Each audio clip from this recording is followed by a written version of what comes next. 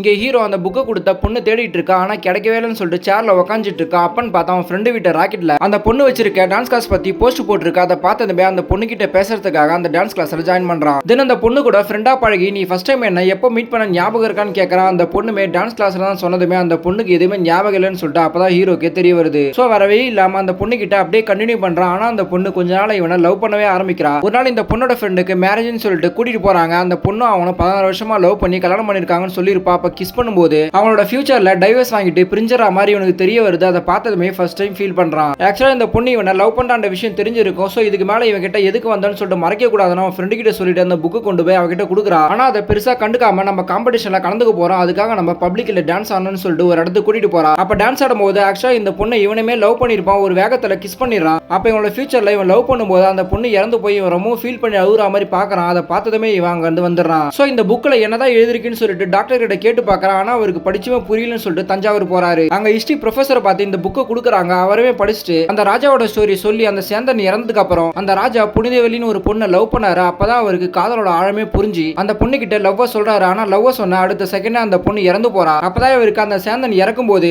நீ எத்தனை ஜென்மம் எடுத்தாலும் நீ காதல் சொன்ன அடுத்த நொடியே உன் காதல் இறந்து போய் நீ ரொம்பவும் கஷ்டப்படுன்னு சொல்லிட்டு சாப விட்டுருப்பான். அது ஞாபகம் வந்து நம்ம தப்பு பண்ணிட்டோம்னு சொல்லிட்டு ரொம்ப ஃபீல் பண்ணி அழுகுறாரு. இப்ப அவன் எழுதின புக்கை எடுத்துக்கிட்டு அந்த கடல்லே இறங்கி இறந்து போறாரு. அப்ப இதை கேட்ட டாக்டருமே இவனுக்கு ஃபியூச்சர்ல தெரியுது எல்லாமே நடக்குமான்னு சொல்லிட்டு கேட்கறாங்க. அப்பதான் இவரு அந்த புக்கை படிச்சுட்டு அதுல சாவ விட்டுருக்காங்க. கண்டிப்பா இவன் நினைக்கிறது எல்லாமே நடக்குன்னு சொல்லிட்டு போட்டிருக்கு. இப்ப இதை கேட்ட ஹீரோ நான் லவ் பண்ற விஷயத்த அந்த பொண்ணு கிட்ட சொன்னாதானே அவ இறந்து போவா, கடைசி வரைக்கும் நான் சொல்லவே மாட்டேன்னு சொல்லிட்டு ரொம்ப ஃபீல் பண்ணி அழுதுட்டே போறான். சோ இந்த பொண்ணு எந்த கால் பண்ணாலுமே இவன் ரெஸ்பான்ஸ் பண்ண மாட்டான். ஆனா இந்த பொண்ணு டைரக்டாவே என்னோட சூப்பர் மார்க்கெட் வந்து இவன் கிட்ட பேசணும்னு சொல்லிட்டு ப்ரப்போஸ் பண்ணிடுறா. பட் இவன் அந்த பொண்ணோட உயிர் போயிடக்கூடாதுன்னு இந்த பொண்ணை லவ் பண்ணியுமே நான் லவ் பண்ணலான்னு சொல்றா. அதை கேட்ட இந்த பொண்ணுமே அங்க இருந்து கிளம்பிடுறா. ஆனா இவன் ஃபீல் பண்ணிட்டு அங்கேயே நின்றுட்டு இருக்கான்.